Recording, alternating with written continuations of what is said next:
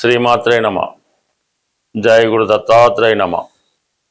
ఈ వీడియోలో మనం మీనరాశి వారికి జూన్ 7వ తారీఖు నుంచి 13వ తారీఖు మధ్యలో జరగబోయే వార ఫలాలు పరిశీలించినప్పుడు మరి మీనరాశి వారికి కొంతకాలంగా రాశి అందే ఉన్నటువంటి శనిగ్రహ ప్రభావం వల్ల చాలామందికి ఆర్థికపరమైన సమస్యలు, నిరుద్యోగ సమస్యలు, ఏ పని చేద్దామన్నా చేయలేకపోవడం లాంటి సమస్యలతో ఇబ్బంది పడడం జరుగుతుంది. అటువంటి వారికి మరి ఈ వారం నుంచి అనుకుందాం, గురువు యొక్క దృష్టి పట్టడం వల్ల, అంటే స్వక్షేత్రం పైన స్వక్షేత్రాధిపతి గురువు ఉచ్చులోంచి వస్తున్నాడు. అంటే చాలా రాశ్యాధిపతి ఎప్పుడైతే బలవంతుడయ్యాడో ఆటోమేటిక్గా రాశి బలమవుతుంటుంది.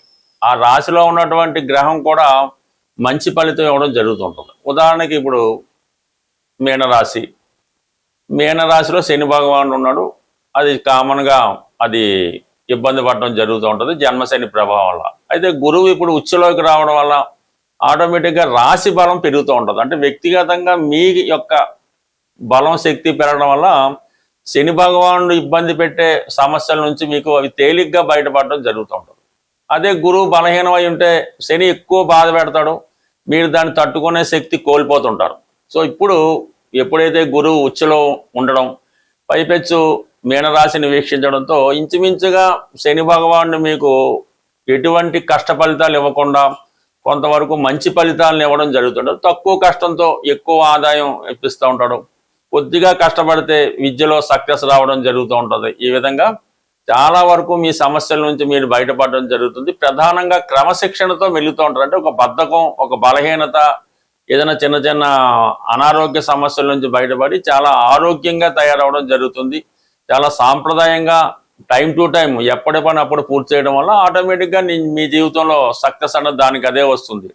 ఏదైనా జీవితంలో ఒక రోజుని కరెక్ట్గా ప్లాన్ చేసుకుంటే ఆటోమేటిక్గా మీ జీవితం పూర్తి సక్సెస్తో మారడం జరుగుతుంది.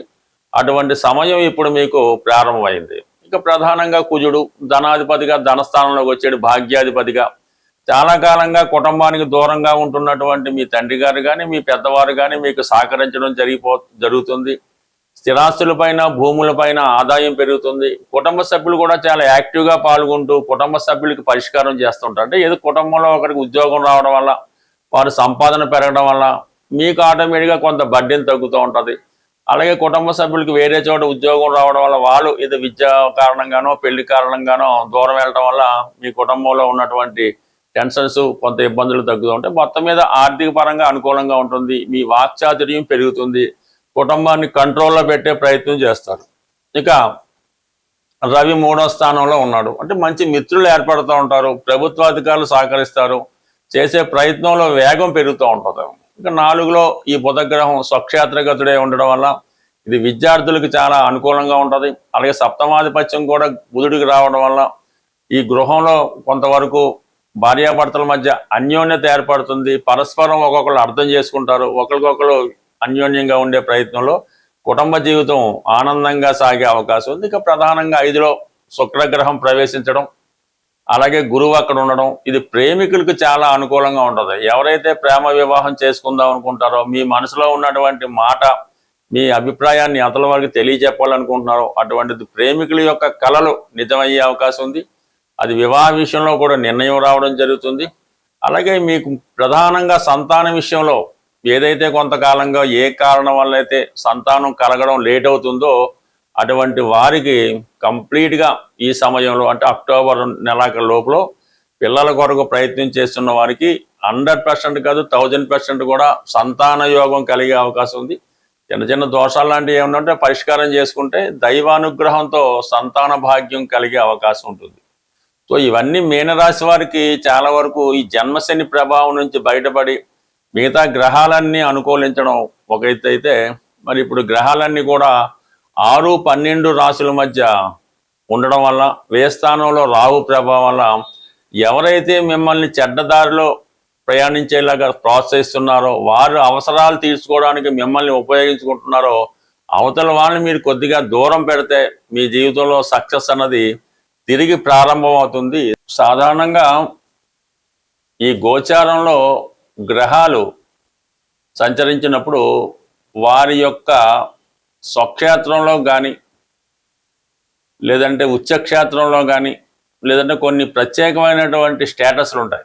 ఉదాహరణకి దశమ స్థానంలోకి రవి కుజులు వచ్చినప్పుడు దిగ్బలం పొందుతూ ఉంటారు. సో ఈ విధంగా ప్రస్తుతం ఈ వారంలో కుజుడు స్వక్షేత్రగతుడై ఉండడం, బుధుడు స్వక్షేత్రంలో ఉండడం, అలాగే గురువు ఉచ్చస్థితిలో ఉండడం, ఈ ప్రధాన గ్రహాలు అంటే ఈ బుధుడు స్వక్షేత్రంలో ఉండడం వల్ల వ్యాపారపరంగా వ్యాపార వర్గంలో ఉన్న వాళ్ళకి విద్యార్థులకి చాలా అనుకూలత ఇంప్రూవ్మెంట్ రావడం జరుగుతుంటుంది. ఇక కుజుని యొక్క బలం వల్ల సాధారణంగా కుజుడు జాతకంలో బలం ఉండడం వల్ల అది వ్యాపారం, స్థిరాస్తి వ్యాపారం కానీ ఉద్యోగపరంగా ధైర్యంతో కూడుకున్నటువంటి వృత్తులు, ఈ యూనిఫారం వేసుకొని బాధ్యతాయుతంగా మెలిగేవారు, అలాగే డాక్టర్లు, ఇటువంటి వృత్తుల్లో ఉన్న వాళ్ళకి ఈ కుజుడు అనుకూలించడం జరుగుతూ ఉంది. గురుబలం ఉంటే ఇంకా గురువు ధనకారకుడు కాబట్టి విశేషంగా ధనం ఎక్కువగా రొటేషన్ పెరుగుతూ ఉంటుంది. అలాగే ఈ భక్తులు, పుణ్య కార్యక్రమాలు, దేవాలయాలు, దేవస్థానాలు విపరీతమైన రద్దీతో ఉండడం జరుగుతూ ఉంటుంది. ఖరీదైనటువంటి వస్తువుల యొక్క వాల్యూ పెరుగుతూ ఉంటుంది. అంటే గోల్డ్, సిల్వరు మొదలగు మెటల్స్ యొక్క వాల్యూ పెరుగుతూ ఉంటుంది. ఈ దేవతా విగ్రహాలకి వాల్యూ పెరుగుతూ ఉంటుంది. విద్యా సంస్థలు చాలా గొప్పగా రాణించడం జరుగుతూ ఉంటుంది. సో ఈ విధంగా ఈ 3 గ్రహాలు రాబోయే రోజుల్లో మంచి మనీ రొటేషన్ అయి ఆటోమేటిక్గా కొంత ప్రతి వాళ్ళు కూడా ఏదో ఒక వృత్తి లాంటిది ఏర్పడడం జరుగుతుంది. ఈ సమయంలో ఏదైనా పరిహారం అంటే ఎవరైతే భూమికి సంబంధించిన విషయాల్లో ఉంటారో వాళ్ళు హనుమాన్ పూజించుకోవడం, హనుమాన్ చాలీసా పారాయణ చేయడం, అలాగే మంగళవారం రోజు ఆంజనేయ స్వామి వారికి ఏదైనా తమలపాకులతో కానీ సింధూరంతో కానీ పూజించడం వల్ల వ్యక్తిగతంగా జీవితంలో పైకి రావాలనుకున్న వాళ్ళు రాణించడం జరుగుతూ ఉంటుంది. ఇంకా వ్యాపార పరంగా అభివృద్ధి చెందాలనుకున్న వాళ్ళకి బుధుడు, సో ఈ బుధుడు మరి ఆకుపచ్చ రంగుకు ప్రాధాన్యత ఇస్తుంటాడు కాబట్టి ఈ బుధవారం రోజు వెంకటేశ్వర స్వామి టెంపుల్లో కానీ విఘ్నేశ్వర టెంపుల్లో కానీ వెంకటేశ్వర స్వామికి అయితే తులసి దళాలతో అర్చించి విష్ణు సహస్రనామ పారాయణం చదవడం వల్ల అది కళ్యాణం కాని వారికి, వివాహం కాని వారికి జరుగుతూ ఉంటుంది. ఇక విద్యా విషయాల్లో, వ్యాపార విషయాల్లో గణపతికి బుధవారం రోజు గరికతో అర్చన చేసి అటుకులు నైవేద్యంగా పెట్టడం వల్ల విద్యార్థులు విపరీతంగా రాణించగలుగుతారు. వ్యాపార పరంగా కూడా బాగుంటుంది అన్నమాట. అలాగే గురుగ్రహం ఇప్పుడు బలంగా ఉన్నాడు కాబట్టి గురు అనుగ్రహం పొందాలంటే కంప్లీట్గా మీకు ఎవరైతే విద్య నేర్పుతారో ఆ గురువుని కానీ తల్లిదండ్రులను కానీ అది పూజించవచ్చు, వాళ్ళని గౌరవించవచ్చు, వాళ్ళని సత్కరించవచ్చు. వారికి ఏ ఇబ్బంది లేకుండా తీర్చగలిగే స్తోమత ఉన్న వాళ్ళు తీర్చవచ్చు, లేనివారు వారికి కనీసం గురువారం రోజైనా వాళ్ళ అవసరాలకి ఏదో విధంగా సర్వీస్ చేయడం వల్ల, అలాగే ప్రధానంగా ఈ గురువు యొక్క సంకల్పం పొందాలంటే దక్షిణామూర్తి ఒకటి ఆలోచన. అంటే ఏదైనా ఒక్కొక్క గ్రహానికి ఒక్కొక్క దైవం, అలాగే వీళ్ళని పూజించడం వల్ల మన సమస్యలకి శాశ్వతంగా పరిష్కారం ఉంది. అంటే గోచారంలో చెప్పిన ఫలితాలు జరగాలంటే అది మీ జన్మ జాతకంలో కూడా ఆ ఫలితం ఉంటేనే గోచార ఫలితం మీకు ఇవ్వగలుగుతుంది. మీ జాతకంలో, జన్మ జాతకంలో లేని ఫలితం ఈ గోచారంలో వచ్చే గ్రహాలు మీకు ఇవ్వలేకపోతుంటాయి. అంటే ఈ గోచార ఫలితం ఏంటంటే మీ జాతకంలో ఉన్న ఫలితాలను అందించడమే, అది మంచి కానీ చెడు కానీ. సో ఇక సంపూర్ణంగా మీకు పూర్తి సమస్యలకు పరిష్కారం కావాలంటే మీ జన్మ జాతకం ఇంపార్టెంట్.